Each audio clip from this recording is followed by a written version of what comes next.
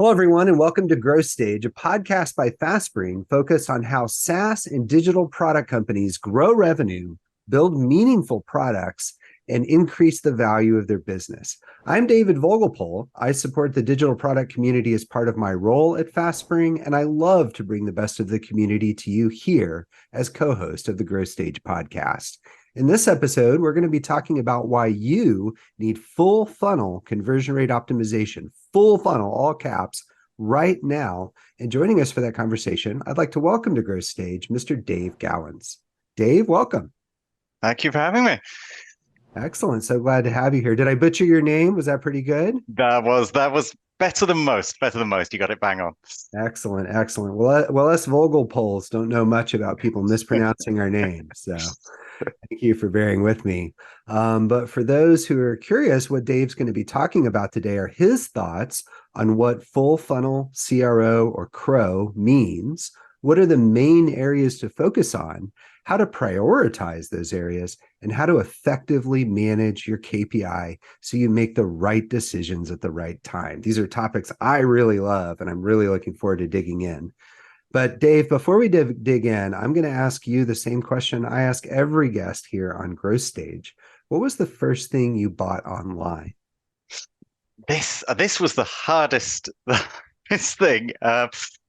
I've been thinking about this. It was a long time ago, back in the 90s, I think, early online. But I think the interesting thing was it wasn't something traditional. So I was a teenager then, so it wasn't with my credit card. But I think weirdly, the first thing I actually bought online was a holiday. My dad had spent a very long time planning out, traditionally brochures, that sort of thing. He planned out a big trip over to the east coast of the US. And just before he booked it, I went onto this new site called Expedia and found the whole thing better and cheaper.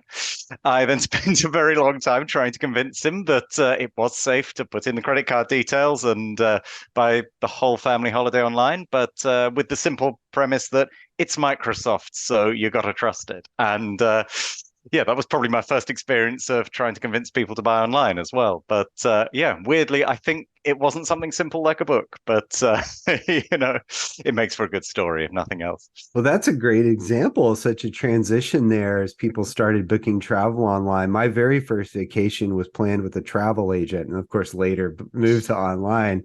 But I could see where that would leave an imprint, and I also could see where it would be hard to remember. But thanks for sharing. That sounds really cool. Hopefully, you enjoyed the trip. Oh yeah. Excellent. So, could you tell me a little bit more about what Browser to Buyer does and what your role there is?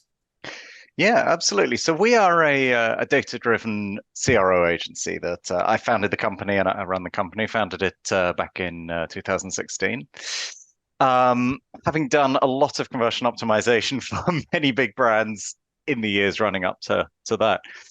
Um, but as a business, what we try to do is really use data and research to understand fundamentally what it is that stops someone from converting. And as I'm sure we'll get onto throughout the podcast, converting could be one of many things, whether that's starting a trial or inquiring or buying, subscribing, renewing, all those sorts of things. But really fundamentally, what we do is really simple. We look at what the data tells us about why people don't buy or convert.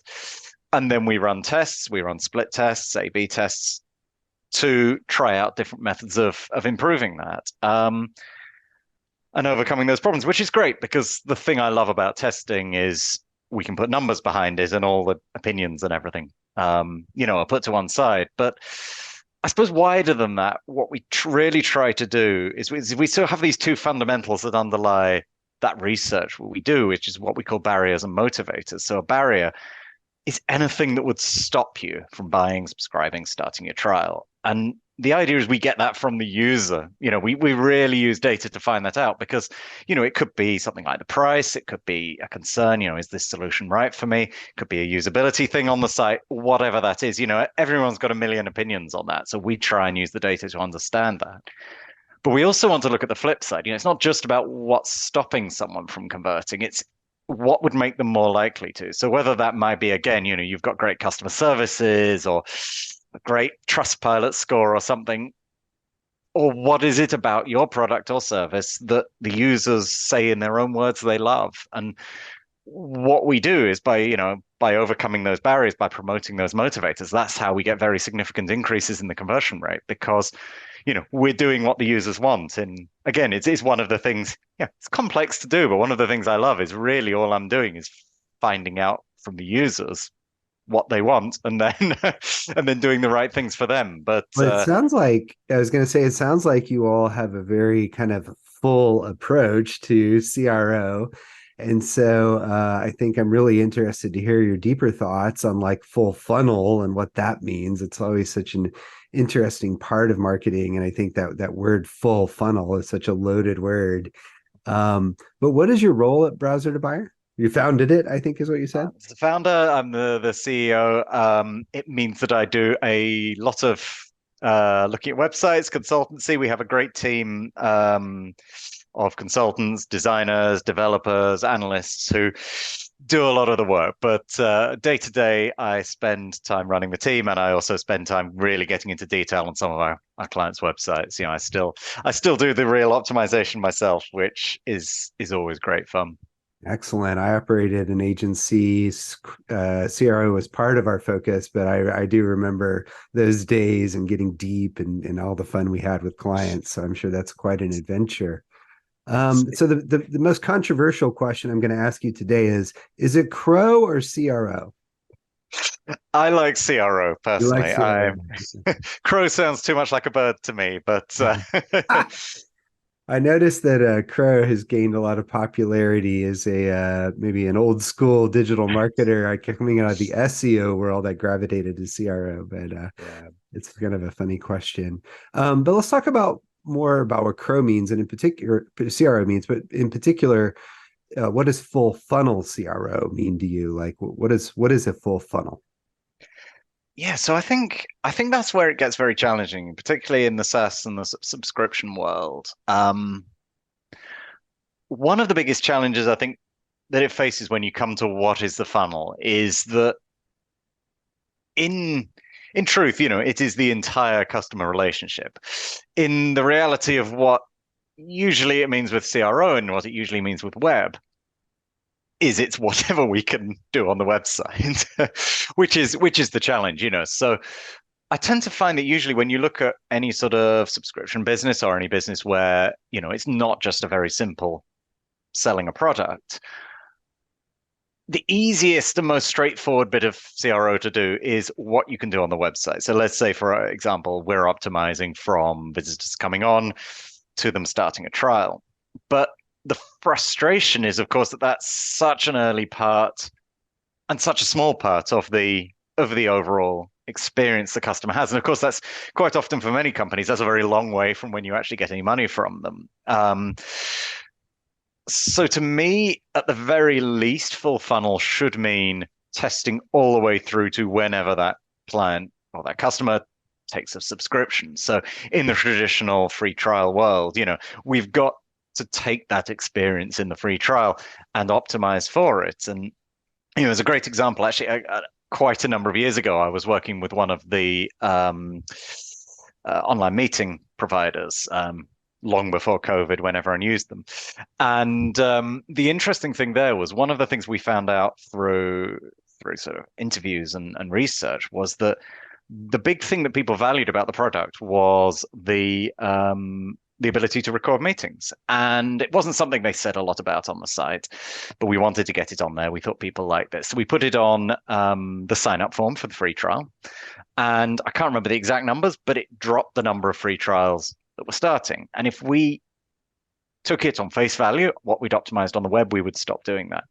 But when we actually looked at the subscription numbers, people were getting a lot more value out of their trial. They realized they had this feature and the overall subscriptions were up. So, that was what really started me off on that process of we can't just be looking at visit to trial as a metric. But when it comes to that full funnel optimization, you're optimizing people at different touch points within that experience. But to me, that visit to subscription is the primary funnel I'd look at. But then there are all sorts of other areas where CRO does come in around things like cancellations or renewals or upsells or all those sorts of things. And we have in the past worked with a lot of companies that do things like freemium. So when you're working in the world of freemium, how do you optimize there? And the great thing with CRO is all the principles are the same. It just gets harder to measure. And in some cases, harder to actually physically make the changes. But it's where people tend to get some of the bigger results when you start optimizing beyond just visit to trial or visit to initial subscription or whatever that is, sort of that happens on the website. So there's kind of phases, if you will, as I understand it. So the first would be I'm going to measure visits to, I don't know, trial or visits to subscription or sign up. And I'm going to measure that, but I'm not going to know if it ultimately resulted in revenue. And so as people develop their full funnel strategy, kind of what you're saying is you go further down that initial funnel. Once you've got that in shape, you're going to then push on to look at other areas like upgrades, cancellations, and renewals. Is that a fair way to summarize that? Generally, yes, because we always look at when we're looking at the work we do. I mean, of course, it's backed by the data, but what we tend to look at is on a very simplistic, and there are very complex ways of looking at this, but a very simplistic because we like things that are intuitive and simple to understand is impact against ease of anything we do. And, the impact of a change, there might be something, on renewals or something like that makes a very, very big impact. But from an ease point of view, starting at the beginning of the funnel is nearly always the easiest way to do it, whether that's working as a external agency and building the confidence, but also, whether you're building it within your own business or within your sort of marketing function. Well, It's going my to be a lot easier to start at the beginning and then you get quicker wins and you get the benefits earlier. Yeah, and that matter of control is so interesting because earlier you said there's the truth, and then I forgot what you framed the other one as. Let's see what my notes here. The truth and the reality. I think that was how you framed it. But my point is that there's certain systems you can control. And so as you're thinking about optimizing the business, in order to run CRO on cancellations, upgrades, and renewals, you often have to engage with product and engineering groups. Is that kind of where you're getting at? Is that the front end is usually controlled by marketing and it's harder to make changes on the back end? That tends to be the experience, yeah. And I think, it depends where you are on that cycle and where you are, I guess, as a business. A lot of businesses who are building new products now, building in A/B testing and feature toggles and feature switches and things like that from scratch. And that's great because that does make that easier. But a lot of what we do as well is looking at how can we do, for example, what we term as a painted door test or something, and how do we evaluate a concept if we can't test it in those sorts of cases. So, for example, with a VPN we worked with, we wanted to do a lot of work with there because they had a massive, massive free user base. What could we do to monetize that base more? So we used a lot of the learnings that we'd got from the website, the surveys we'd run on the website, the analytics we'd run on the website, and then those same concepts, they actually had part of the product where they could push just marketing messages in. It was little pop-ups, and that wouldn't be how we would aim to do that from a starting point. But what we realized was, that was a very effective way to just push in certain messages and start to test that what sort of offers work well. And in that case, you can send them off to a website to complete the transaction or something like that, or for more information. You don't have to build it into the product. And the same sort of thing, again with the same Yeah, I know a company. lot of teams will use Pendo for that, right? They'll leverage like a Pendo pop-up to get that upgrade or type CRO type messaging into a product because that's attention, right? Is like who controls Yeah. the system, what is their time availability. And for marketing groups who are ones often thinking about specific ways to grow versus strategic ways, like say a product group, then that can be challenging to be able to make those moves. Let's get a little bit more specific though. Maybe we start on the front end. Let's start with the website. how do you think about CRO there? Like, what are your, and I get that there's like all kinds of techniques you use and things like that, but like, what is the fundamental principle you're solving for when you approach CRO on the front end? So on the front end, it's really about trying to understand, I suppose, three things. It's sort of where the user comes from, what they're trying to achieve, and then the route they take to get there. And then once we've understood that, we can really understand how to influence them at the different times. So, there's going to be, I mean, again, for a lot of subscription projects, one of the big challenges you have on the website is 90% of your traffic are existing customers. They're logging in, they're never going to buy from you. So immediately that skews everything you're doing because 90% of the traffic is never going to buy because they already have. So, then you're starting to look at, what are the landing pages? What are the routes people are coming in? What are they coming onto the homepage? And then it's about understanding how do you get them from there to whatever it is you're doing, you want them to do. And that then starts to vary. You've got the different customer journeys. So, for example, you've got perhaps affiliates that are sending in traffic that drops straight onto your pricing page or straight onto your order page. You just need to convert those users. You've got people who are coming in on some sort of general search term onto the homepage or something, in that case, they know very little. And I think one of the challenges is thinking about qualifying those users. And I guess it comes back to full funnel and value of trials. But at the early stage, it's all very well to start pushing people towards a trial or a subscription. But what we're finding more and more, and what we found recently with a technology business we were working with, was it was some ridiculously small number. Like, I think it was less than 3% of users ever saw any pricing. You think, it's all very well I'm sending them to a free trial, but if you've never seen pricing, you have no idea if this product is $1,000 a month or $5 a month. And weirdly, when it comes to subscriptions, sometimes what we're doing is putting things in the user's way because we want to force them through. I want to tell you this information and this information before you get there. But yeah, it is very much about using that data and research and understanding those barriers and then finding where those dropout points are and then trying to get the right messages in front of the right people at the right time. And, in essence, that sounds like a sort of very big, complex problem. As you start to work through it, it turns into a structured thing. And you can say on this particular landing page, we know users want to do this. We know the concerns of users who want to do this or that. I want to use this product to achieve this goal. What's the messaging we need to do there? So, I think that one of the traps that people tend to fall into, especially with the website optimization, is that quite often people want to make big changes, really big, redesign the landing page, try out a new funnel, where quite often it's something like a new headline or just adding a new element into the page, putting in a pricing table linked to the price that can make the really big differences. And So it sounds like from like the high level pillars though, I really like how you touched on that you first think about where visitors come from. Like that context is so important. I can't review a web page if the person doesn't tell me who the audience is. What did they read right before they read this web page? And I think I'm glad you pointed that out. I also liked how you kind of focused in on understanding what that specific visitor is trying to achieve and the route to get them there.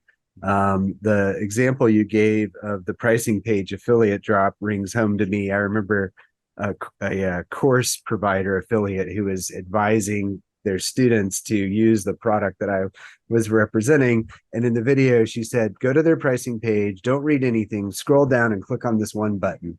And so we made her a special page for that.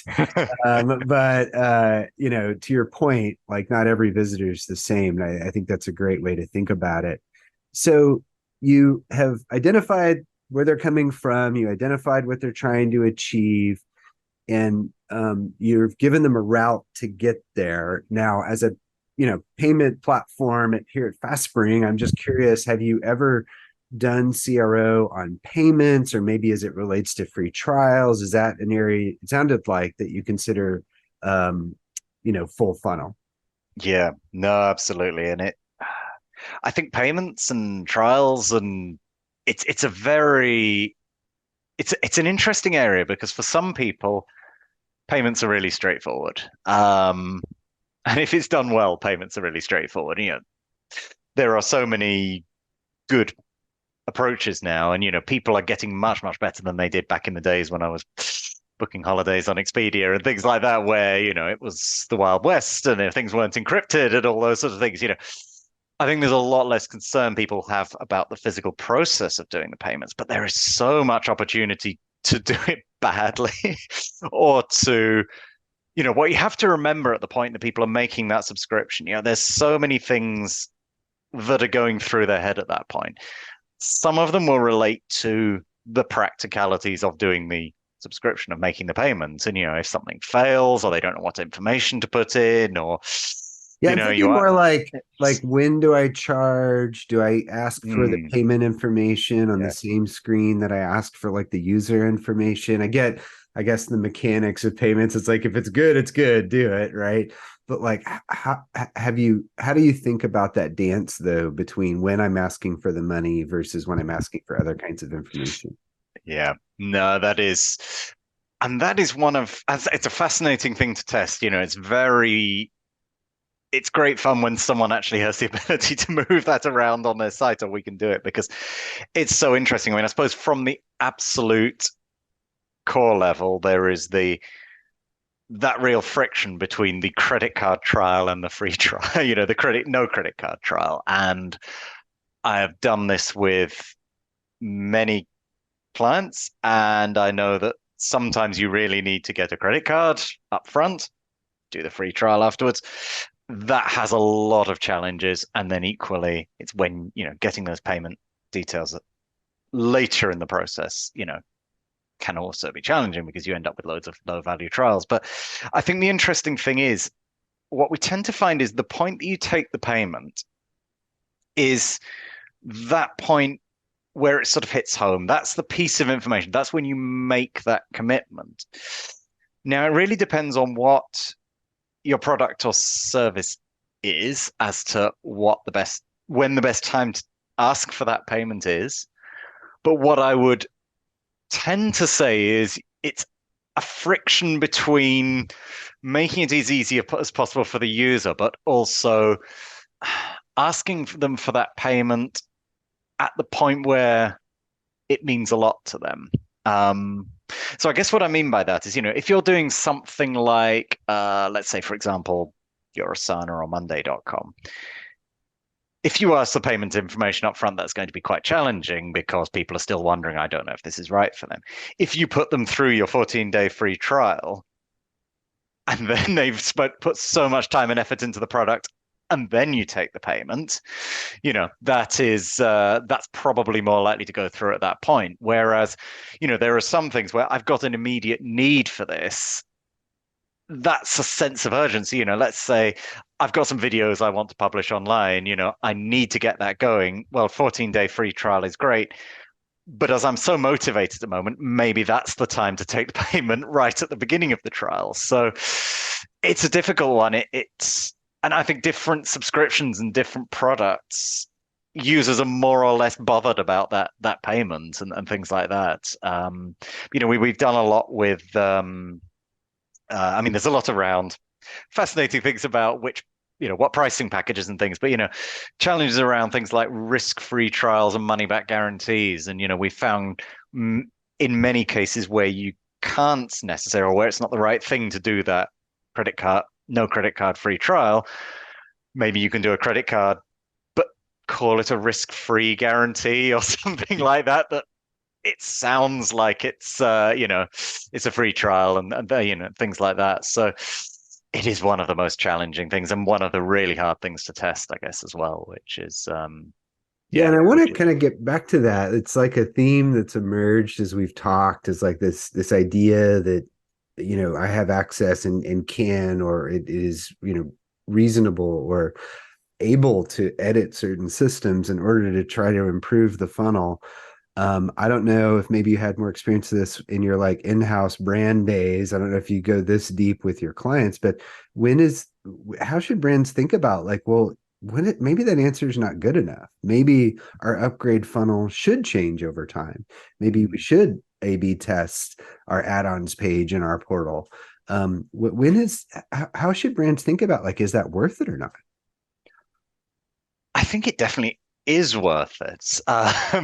It's a challenging step to take, and that's where I think it's very difficult with CRO and when it comes to the full funnel because it, as I think you said earlier, it tends to come from the marketing function on the website. How can we generate more trials? How can we generate more subscriptions? And that's usually the driver. But the interesting thing is, to almost everyone you talk to, whether it's in-house or, as an external agency, there's an enormous dev backlog. Everybody has a dev backlog. Nobody can get what they want prioritized. And one of the things I, tend to say when it's a website is, well, it's great. We've tested it. We know the value of that. And I think when you can start, if you can get into your dev backlog, starting to build out, even if it's simple feature switches or, a lot of the big A/B testing platforms now are offering SDKs that you can pull in as part of the application that allow you to trigger and measure changes in the application. So at least then when you're asking developers to build something, if you can build it in a way that is easily A/B tested or easily edited, and again, it depends. Did you build, have you got a really modular, great structure or not to your system? Then I think that's so powerful because I'm not sure I've ever spoken to someone in an organization who doesn't want to be driven by data. So there is a lot of value in putting that effort in to be able to test all those things. But it is difficult because if you want everybody wants to test everything, and it's not as easy as just moving things around on a website and stuff like that. But I mean, if I was advising someone on where do you enable those things, I think, like you were saying, there's the possibility of building those sort of hooks or using SDKs and plugins that say, here's a part of the site or here's a part of the app that is testable or can send people out to complete purchases or upgrades elsewhere. But also, things like upgrade screens, pricing screens, anywhere where someone's making a decision. And that's what we did when we worked with in-app with the VPN. It was the paywalls, the upgrade screens. Those were the ones we were saying, you need to put the effort in to build out multiple variations of that, and then and test it because that's where the real value is. And, so you can cut down the overhead, I guess, and the complexity of making everything testable. If you think about certain parts of the product as, well, this is like a website, this is something we're going to want to test. But it's the same as well. When you're putting together plans and pricing, again, having the ability to offer lots of different plans and building that capability in early within the application, That's because not that. testing plans and pricing is that's huge. Yeah, especially if you have a really popular brand where people are familiar with it and talk to each other, like that kind of thing. But Yes. it's been really interesting over the years, watching CRO emerge and then later watching product-led growth Mm, or PLG emerge. And I think there's all these different philosophies at play there. And I feel like in the CRO world, it's very clear cut. We're going to say something different. We're going to measure it or deliver a different experience. And the winner is the winner. And we're going to walk in assuming we don't really know the answer. mm, In the product world, that's actually not the approach. It's I'm going to research, I'm going to understand, I'm going to invent something, and then people will like it. And I think the PLG philosophy also embraces the idea that, and the user is going to do that all on their own. mm, And so I found that where the CRO world and the PLG world, I don't think they fully overlapped yet, but I think there's tremendous opportunity for that.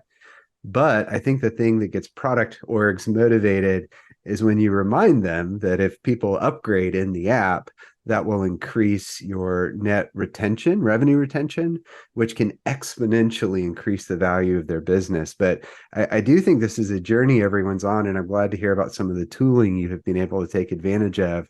I know Pendo is kind of a shortcut for some folks, or in-app pop-ups. But it's really interesting to think about that from the full funnel perspective.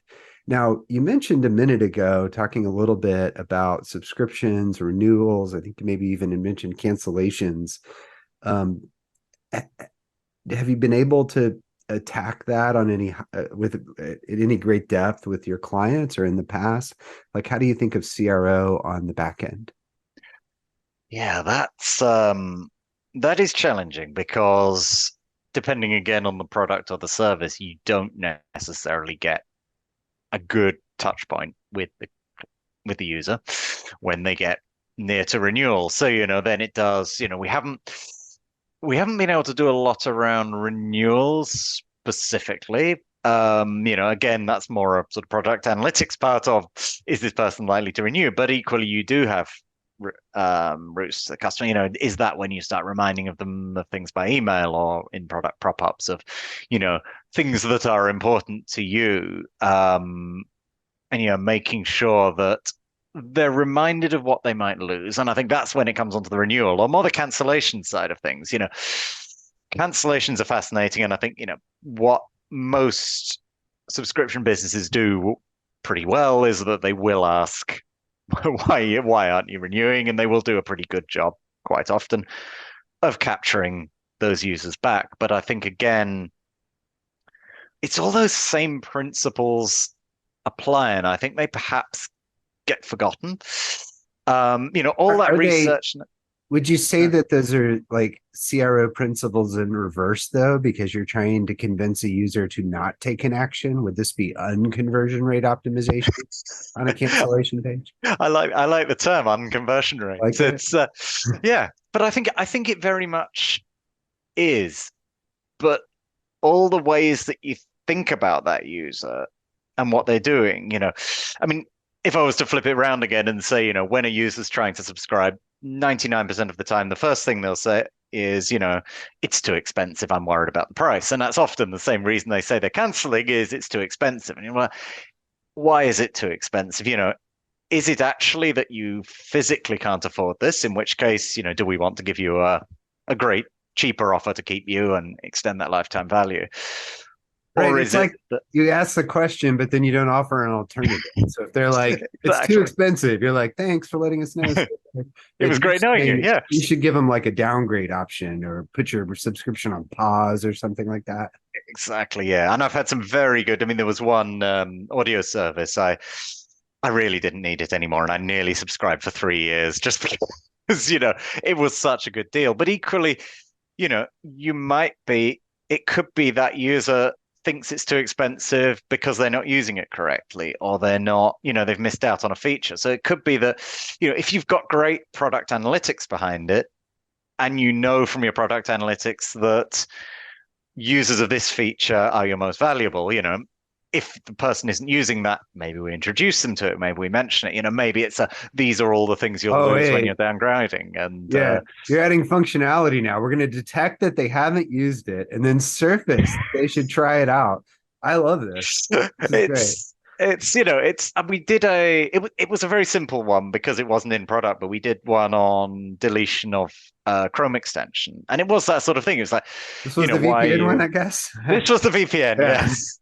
But we asked a question. I think it was things like why are you leaving? It was things like I can't access the sites that I want to, or streaming doesn't work for me. And it was a great opportunity because it's like, oh, streaming doesn't work for you. Well, that's because you didn't buy the premium product. You need to buy the premium, but it's the same sort of thing. Okay, if your connection's not working well, do we pass you on to support, or can we offer you some sort of discount? Or there's so many areas around that can be done there.